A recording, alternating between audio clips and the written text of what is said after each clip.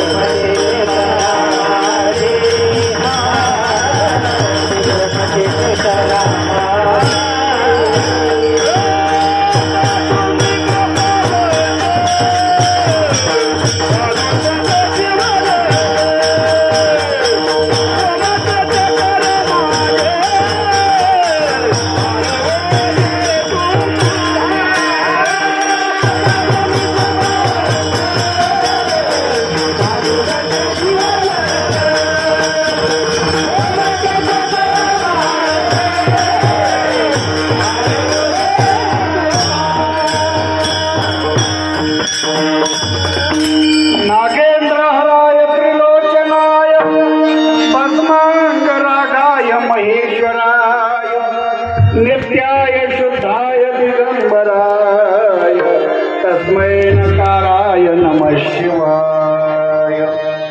दसरा दिवाळी तुझे महासन सखे हरिजन भेटतील आमुप जोडिल्या पुण्याची आरती पारच्या सुखाची नाही लेखा। प्रस्तुत प्राप्त प्रसंगी प्राप्त स्थळी भगवंताच्या चरणारविंद सेवा समर्पित करत असताना सेवेसाठी जो अभंग निवडलेला आहे तो अभंग देहू निवासी विश्ववंद्य महाराष्ट्रभूषण देव मान्य जगद्गुरु जगद्वंदनीय हृदय सम्राट तुकोबरा यांचा अति महत्वाचा दसरा दिवाळी या सणाचं महत्व संतांच्या चरणारविंद कृतज्ञता व्यक्त करणारा संत प्रकरणातील 4 चरणाचा बहुतेक सर्वांच्या पाठातील सुप्रसिद्ध अभंग सेवेसाठी निवडलेला आहे. विठ्ठला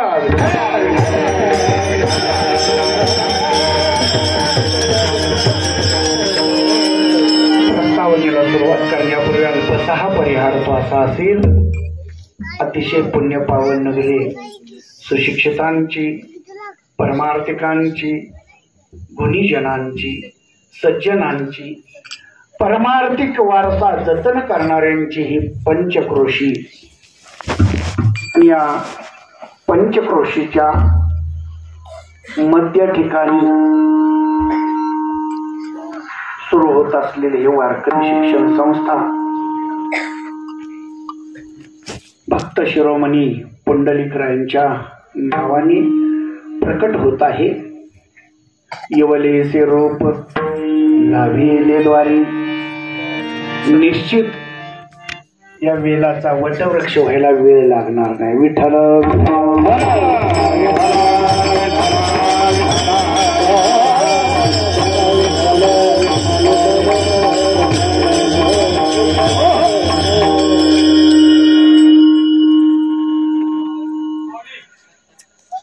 या अभंगाला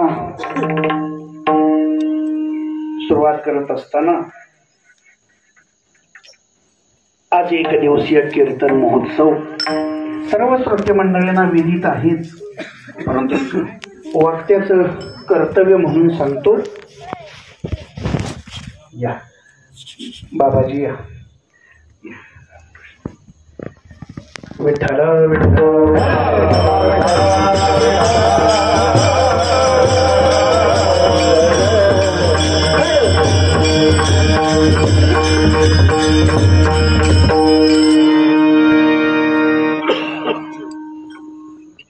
या पुढे बाबाजी या.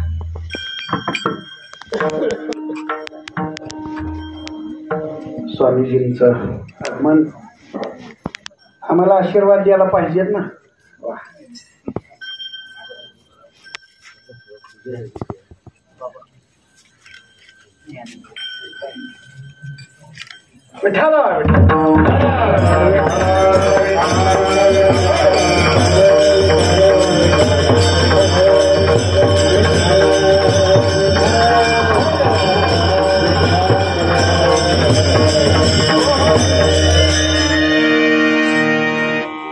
खरं तर वेळ कमी आहे. आज थोडं मी जाणीवपूर्वक कीर्तन करणार आहे. वारकरी संप्रदायामध्ये नियम आहे कीर्तन एकानेच करायचं आणि बाकीच्यांनी ऐकायचं.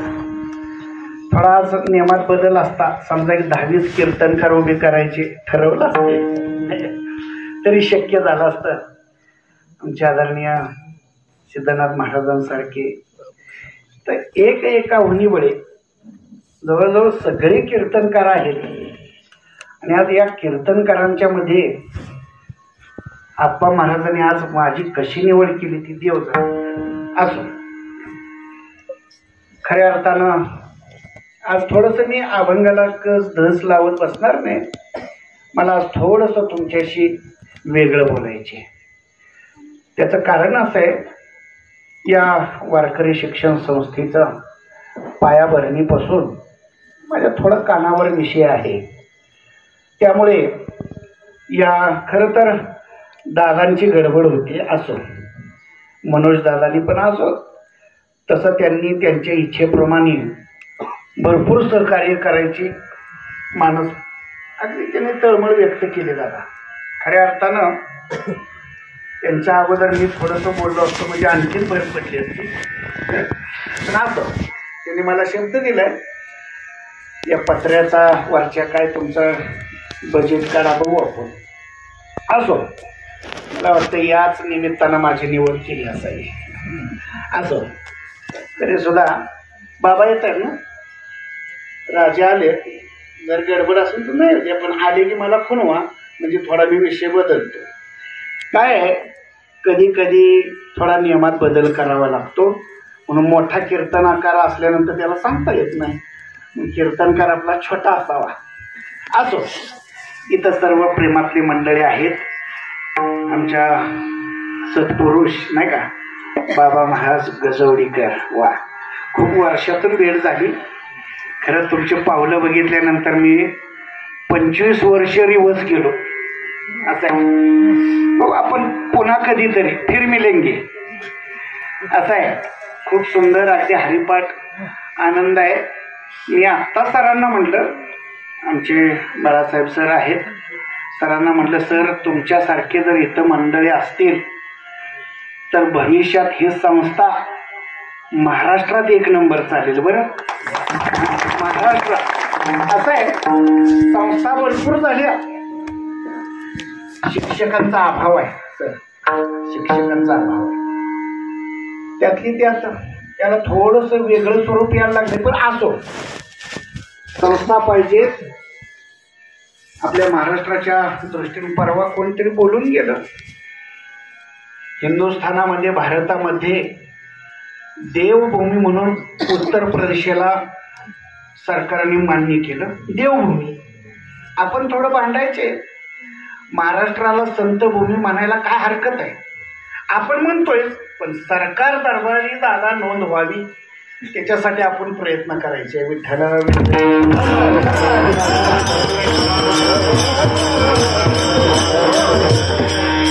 याचा विस्तारपूर्वक कधीतरी मी विजय महाराजांना तर सांगेन, कारण हे मी का बोलतो हे सरांच्या लक्षात येईल.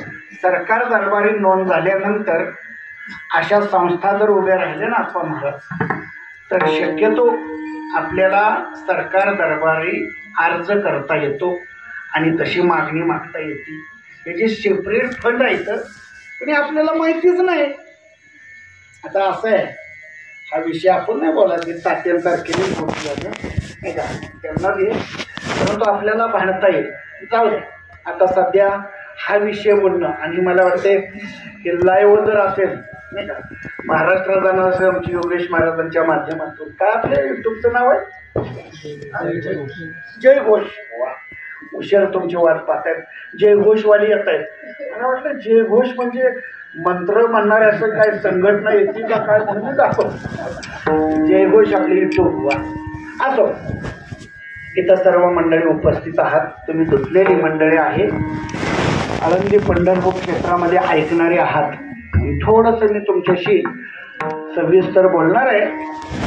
तत्पूर्वी या अभंगाच्या माध्यमातून श्रीमंत जगद्गुरु तुकोबराय संतांच्या विषयी कृतज्ञता व्यक्त करत आहे.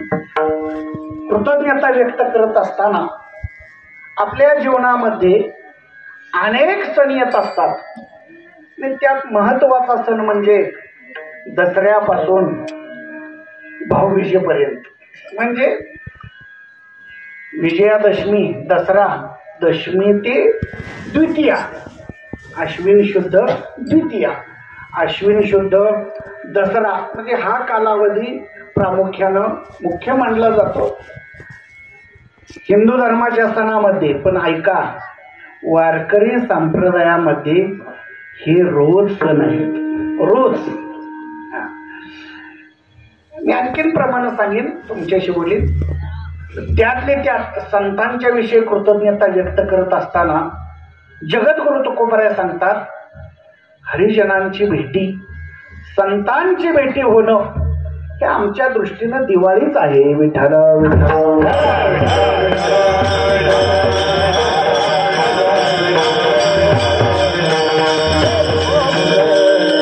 या जगतामध्ये प्रामुख्यानं समाजामध्ये 4 प्रकार पडलेले.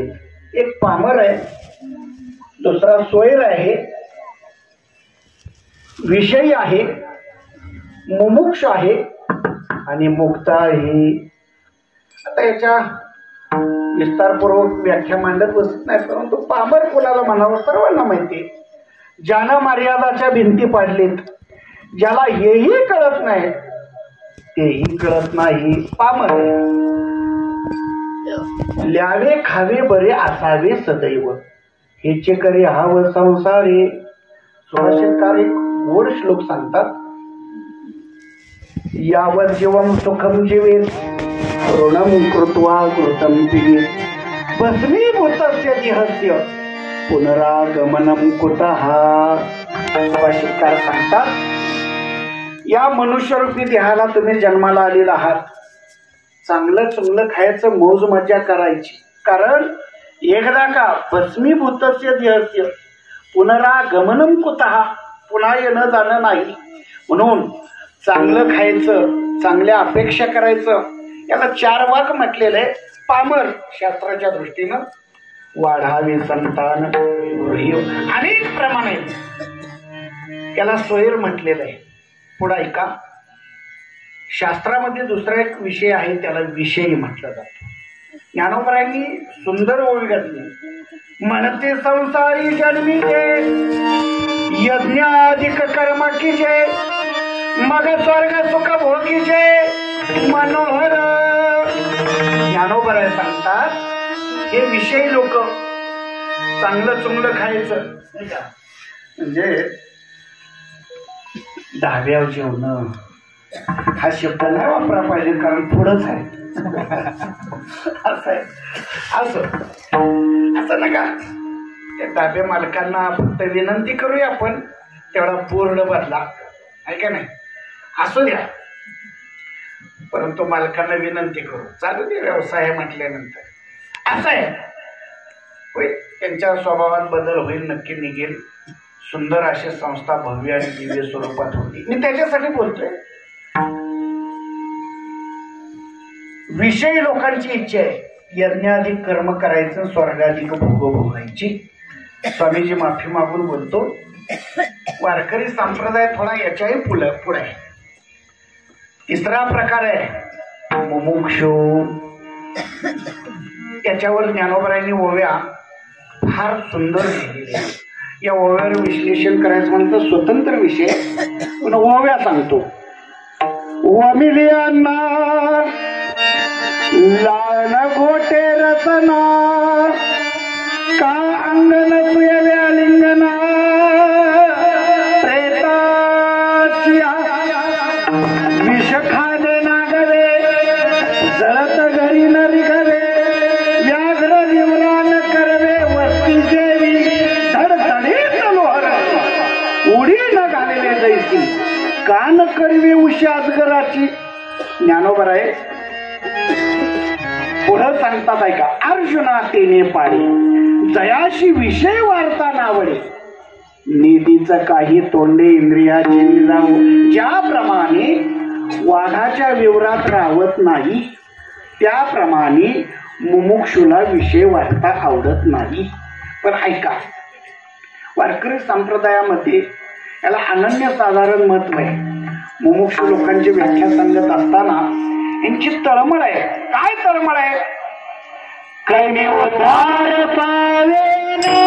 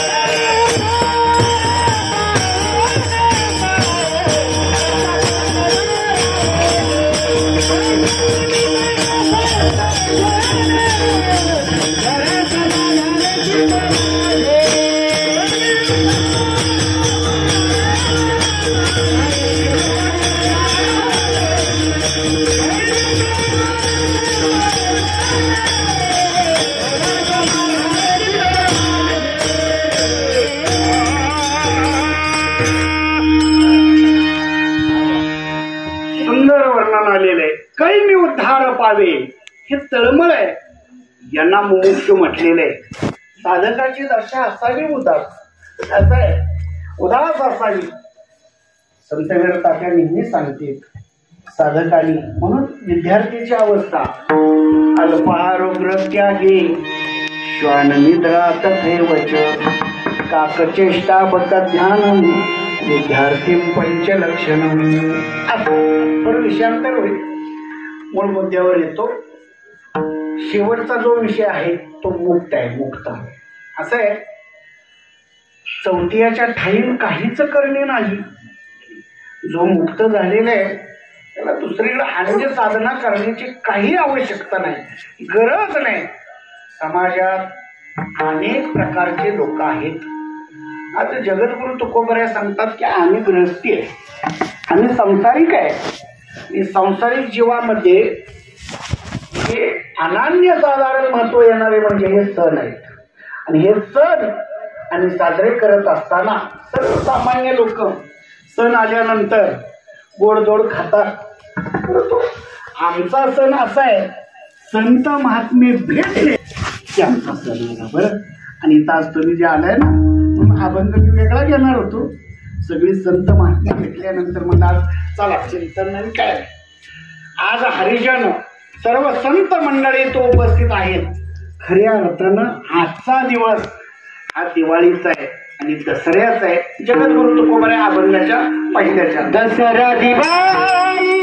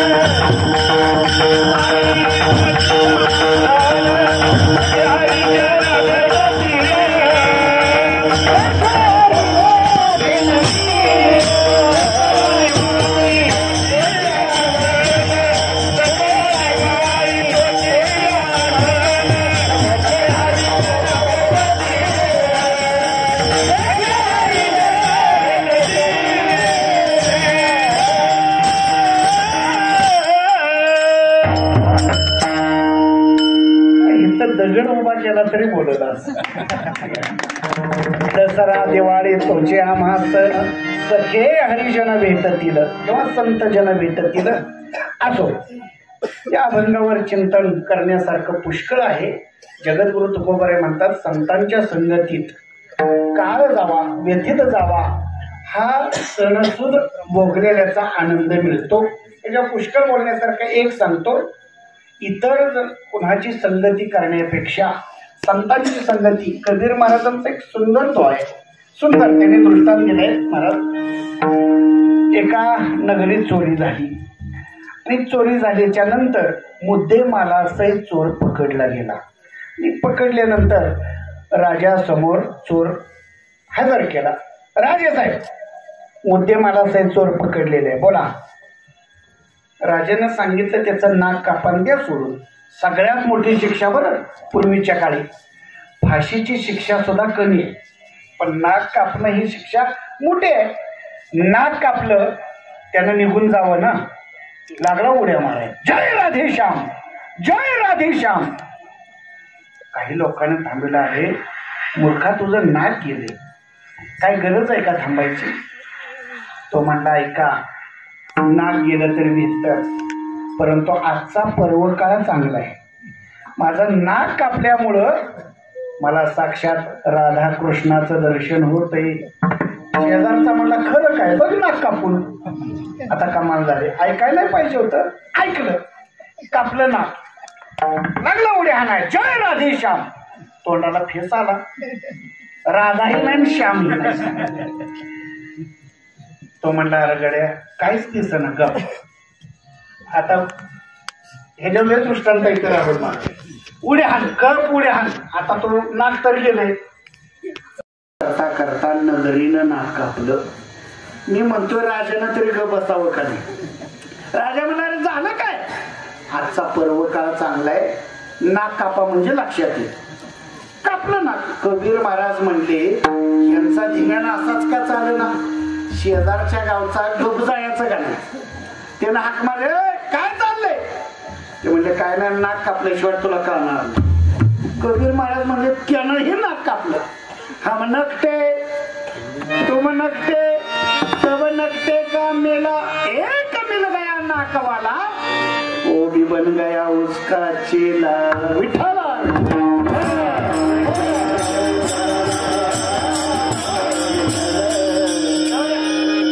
सिद्धांत एवढा आहे, संगत कोणाची करावी, अशाची संगती केल्यानंतर जगद्गुरु तुकोबार म्हणतात, संतांच्या संगतीत देवाचं दर्शन होतं. झालं असं साधू महाराजांच्या साक्षीनं सांगतो, एका जंगलातून एक साधू चाललेला होता, आपलं भजन करत. त्याच्या मस्तीत एक भिल्ल शिकारी भेटला. महाराज, जय हरी, जय हरी, माझ्या झोपडीत तुम्ही यावं, 2 घास खावी. साधूने विचार केला, आपण शुद्ध शाकाहारी. काय वेळेस असा प्रसंग येतो, काय घरं टाळायचे असतील पण टाळता येत नाही, धर्म संकट आहे. महाराजांनी सांगितले, पा पुन्हा कधी जर मी आलो तर निश्चित तुझ्याकडे येईल. गेले साधू महाराज निघून. नेमकं 1 वर्षाने तेच महात्मे त्याच जंगलातून श्रीकृष्ण गोविंद हरी मुरारी श्रीनाथ नारायण वासुदेव आला की तो बिंद. राम राम राम राम. महाराज, आठवतंय का, काय रे बाबा, गेल्या वर्षी तुम्ही शब्द दिलेला आहे, काय तुमच्या माझ्या झोपडीत येऊन 4 घास. हो हो, खरं आहे. चल बाबा. झोपडीत नेलं, घोंगडी बसायला दिली आणि म्हणजे, बोला महात्मन, काय खाणार, 2 पायाचं का 4 पायाचं. आता त्याने सांगितलं, बाबा आम्ही शुद्ध शाकाहारी आहे. महाराजांनी सांगितलं, आम्ही हे खात नाही, पण आम्ही तर देतो. बोला काय खाणार. तुला द्यायचंय ना 2 पायाचं आणि 4 हाताचं, देऊन टाक, प्राणी खातो. साधून वर्णन केलेला आपण पक्षी बघितला नाही. बिल्लानं विचार केला, गेले जंगलात, इकडं तिकडं पाहिलं, पाहायला लागले. साधू म्हणजे, जाऊ द्या, संकट गेलं, त्याला आयुष्यात हा पक्षी सापडणार नाही. आपण वर्णन केलं ते विष्णूचं केलेलं आहे, 4 हाताचा देव आहे. एक दिवस झाले, 2 दिवस झाले, 3 दिवस झाले, कीर्तनाला वेळ कमी आहे म्हणून लवकर ओळखतो. शेवटी चतुर्भुज रूप धारण केलं देवाने आणि त्या भिल्लाच्या पुढे आली. आल्याच्या नंतर भिल्ल म्हणले, अरे साधून सांगितलंय म्हणल्यानंतर हा पक्षी आहे जाळ्यात बांधलेला आहे, कचाटून बांधलं 2-4 गुद्द घातलं भिल्लानं रावण महाराज आणि पाठीव टाकलं. साधू आपलं मस्तीत भजन करतोय, श्रीकृष्ण गोविंद हरी मुरारी श्रीनाथ नारायण वासुदेव. तो प्राणी आणला आणि साधूच्या पुढे योगेश महाराज जोरात टाकलं. आम्हाला देता लागतो बरं असं. मला खूप आठवण लय बोलायचे पण वेळ कमी. मी बोलणार पण 5 मिनिटं बोलणार आहे. ऐका. साधून डोळे उघडून पाहिले महाराज. अरे अरे अरे अरे काय केलं? सोड सोड सोड सोड. भिल्ल म्हणलं काय झालं? महाराज तुम्ही सांगितलेला प्राणी आहे, आत्ता कोयता आणतो कापतो ना आपण दोघं मिळून शिजवून खाऊ. आता झालं का? मूर्ख कुठला? अरे सोड. सोडलं. माफी मागितली. देवा अरे योगियांच्या ध्यानी ध्याताना थोडसी देवा क्षमा करा. देव हसले म्हणले महाराज ह्यानं बांधून नाही आणलं, 2-4 खुद्द घातले ते मला मारले म्हणले. विशेष आहे साधू महात्मेनं माफी मागितली. हे का सांगतोय? संतांच्या संगतीत देवाचं दर्शन भिल्लाला झालं. राहुल महाराज त्या भिल्लाचं मंदिर आजही तुम्ही जर गोकुळात गेला तर त्या भिल्लाचं मंदिर आजही आहे. विठ्ठल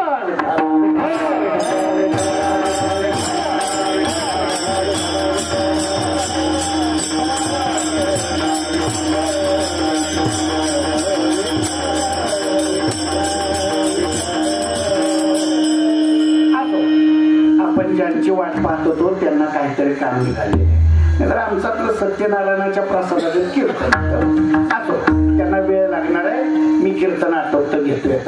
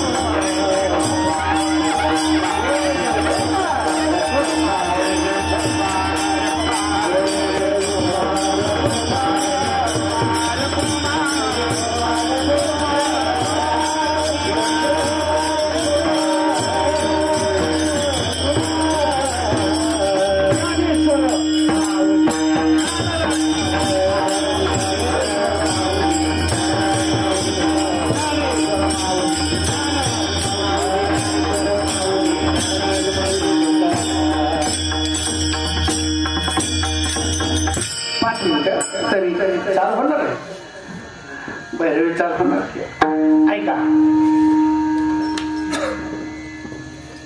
अभंगाचा भावार्थ बोलार्थ नंतर पाहू. सारांश आपण या परिसरात सर्व मंडळी मला वाटतं या पंचक्रोशीतली जास्त आहेत. माझ्या डोळ्या पुढं आहेत.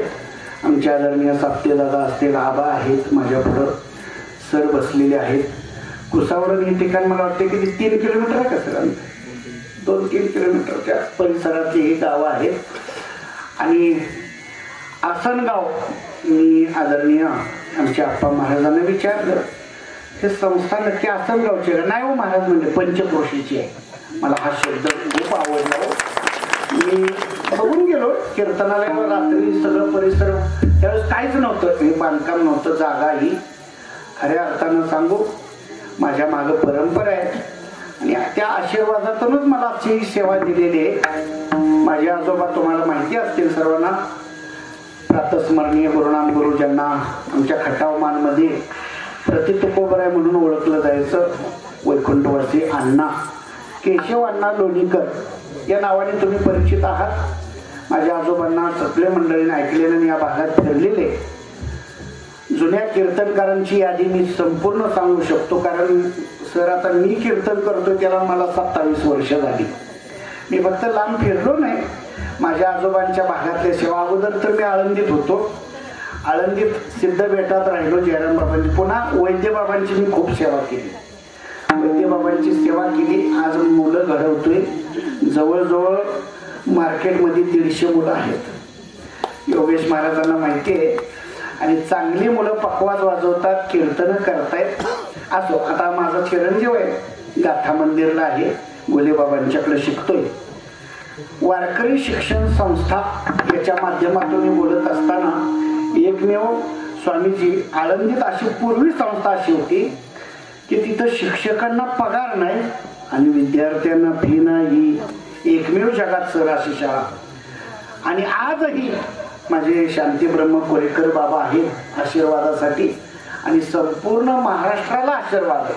कोरेकर बाबा आहेत तोपर्यंत आम्हाला ऊर्जा मिळते, आणि निश्चित कोरेकर बाबांना शतायुष्य लाभो आणि प्रार्थना करत असतो. असो, तदनंतर आणखी वारकरी शिक्षण संस्था झाल्या, पुष्कळ झाल्या.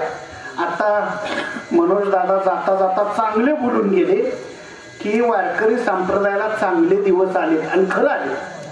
पूर्वीच्या काळी साधनेच्या अभावी वारकरी संप्रदाय अनादी कालापासून मोठा आहे, पण साधनेच्या अभावी मागे होता. म्हणजे या परिसरातून मला माहिती आहे तुमची दिंडी जाती, अनेक वारकरी मंडळी आहेत, ऐका. परंतु तुम्ही आता तुमच्यावर जबाबदारी फार मोठी आहे की भव्य आणि दिव्य स्वरूपात ही वारकरी शिक्षण संस्था चालू होती भक्त पुंडलिकाच्या नावाने, आणि या संस्थेला उभारा देणं हे आपल्या सगळ्या पंचक्रोशीचं मी तर म्हणेन बरं का, नेते मंडळी देतीलच, परंतु तुमच्या कष्टातून काही का होईना खालीचा वाटा प्रत्येकाच्या घरातून या संस्थेला यावा. बरं, बोलतो, कारण हा कारखाना आहे, कारखाना म्हणजे साखर कारखाना नाही, तर कीर्तनकार बनण्याचा हा कारखाना आहे, फॅक्टरी आहे. इथून महाराष्ट्राला चालना मिळणार आहे भविष्यात. आणि सात्विक, मला आज हे पुष्कळ बोलायचे. आप्पा महाराजांसारखे पंचक्रोशी सगळे प्रसाद आमचा, कुसवडीची मंडळी ही सात्विक मंडळी आहेत, त्यांना साथ देणारी. आणि सात्विक मंडळी असताना मी येता येता यांना म्हणलं सगळ्यांना, हे संस्था उभी करणं म्हणजे जिकरीचं काम आहे. ज्याच्याकडे संयम आहे तो जे काम पुढे करू शकतो, आणि आप्पा महाराजांच्याकडे तो गुण चांगला आहे. संयम हा गुण आप्पा महाराजांच्याकडे अगदी घेण्यासारखा आहे. त्यांच्यावर संस्कार जुन्या माणसांचं खूप झालेले आहेत आप्पा महाराजांच्यावर. म्हणजे मारुतीबा तासगावकर असतील, किसनदादा निगडीकर असतील, गोजेगावकर माऊली असतील, माझे आजोबा असतील, गजानन दादा भोसरीकर असतील, पुंडलिकजी महाराज वेळूकर असतील, अन्य भास्कर पडावले कीर्तनकार, अन्य पडावले, या सर्वांचा संस्कार आप्पा महाराजांच्यावर झालेले आहे. आणि त्यामुळं मला आजही वाटतं 20 वर्षापूर्वी आमचं योगेश दादा आता पकवाज वाजवतोय, योगेशची सुरुवात होती माझ्या कीर्तनाला, आणि त्याचे वडील आले होते सर. आणि वडिलांचे आज खरं वडील पाहिजे होते बघायला. योगेश महाराज, तुमच्या वडिलांचे शब्द मला कानात घुमतायत आजही. म्हणजे महाराज, माझा मुलगा घडण्यासाठी मी रोज त्याच्याबरोबर फिरतोय, रोज. आणि एवढंच नाही, त्याने माझ्या मुलांनी अनेक मुलं साताऱ्यात घडवावेत ही माझी इच्छा आहे. आणि मला स्वाभिमान वाटतो. सुशांत महाराजांना मी विचारलं, खरं तुम्ही कुणाला सुरुवात? तर म्हणले योगेश दादाकडं. योगेश दादाने अशी जर कलाकार घडवी, असं एक रत्न हे मी आणखीन बोलण्यासारखं आहे. राहुल दादा या परिसरात कीर्तन करत असताना, फिरत असताना जबाबदारीनं फिरणं फार महत्वाचं आहे. या दिंडी सोहळा आहे, महाराजांचा आशीर्वाद आहे, या संस्थे पाठीमागे आशीर्वाद आहे. दिंडी सोहळा मोठ्या दिमाखात चालते. आणि दिंडीला सुद्धा, दिंडी कुठून निघते हो या परिसरातून? धनवडेवाडीतून. किती वर्ष आहे? अरे वा, जुनी दिंडी आहे. दिंडी एवढी जुनी आहे, दिंडीला सुद्धा तुम्ही प्रामुख्यानं सगळ्या लोकांनी दिंडीला सुद्धा येत चला, हातभार देत चला. यातून ऊर्जा मिळणार आहे आणि या पंचकोशी भक्त पुंडलिक या नावाने संस्था उभी राहते. या संस्थेला नेते मंडळी सहकार्य करणारच आहेत. मी शब्द देतो आज तुम्हाला, आमच्या भागातून बऱ्यापैकी निधी मी सुद्धा गोळा करून तुम्हाला देणार आहे. आता जाहीर करत नाही पण 100% माझ्या देण्यात आहे. म्हणून माझं एक म्हणणं आहे, येता येता मी दादा नाही बोललो की हे चालू होणं गरजेचं आहे. आता याच्यावर पत्रा पडणं इतकं सोपं नाही, बोलणं सोपं आहे पण करणं अवघड आहे. परंतु दादांसारखे बाबांसारखे अवश्य महाराज असतील आपले शिवेंद्र बाबा मी आमच्या महेश दादांना सांगितलं. महेश दादांनी स्पष्ट सांगितलं, म्हणजे महाराज तुम्ही सांगितलं तर मी मदत 100% आणि ती करणार आहे. तुम्ही 2-3दा जाऊन आलेला आहे, सगळे करणार असो. परंतु गडाचे दरवाजे बंद झाले पाहिजेत आणि एकदा का गडाचे दरवाजे बंद झाले, कोणीही आलं तरी गडाचे दरवाजे उघडले जाणार नाहीत. बाहेरून पुन्हा आवाज येतो, हो खुद्द राजे शिवछत्रपती आलेत, उघडा दरवाजा. द्वारपाळातून तेवढ्याच नम्रतेनं उत्तर देतो, राजे दस्तूर खुद्द तुमची जरी स्वारी असली ना तरी गडाचे दरवाजे उघडले जाणार नाहीत. आल्या रस्त्यानं तुम्हाला परत जावं लागेल. माझे राजे शिवछत्रपती आल्या रस्त्याने परत जातात. वा, मोठी माणसं नियम घालतात, स्वतः पाळतात आणि मग दुसऱ्याला शिकवतात. बोले तैसा चाली त्याची वंदावी पाऊली. म्हणून वारकरी संप्रदाय हा सेवेवर उभा आहे. पुनश्च एकदा सांगतो, आणि गृहस्थींची आपल्या वाडवडिलांनी आपल्याला हा नियम घालून दिलेला आहे की आपल्या संपत्तीतला काही हिस्सा अशा सत्कार्याला सहभागी व्हावं, दान म्हणून जावं. म्हणून पुनश्च एकदा मी आलेल्या सर्व श्रोते मंडळींना सांगतो, तुम्ही गावी जाऊन हेच सांगायचे, आपापल्या गावात घरी घरी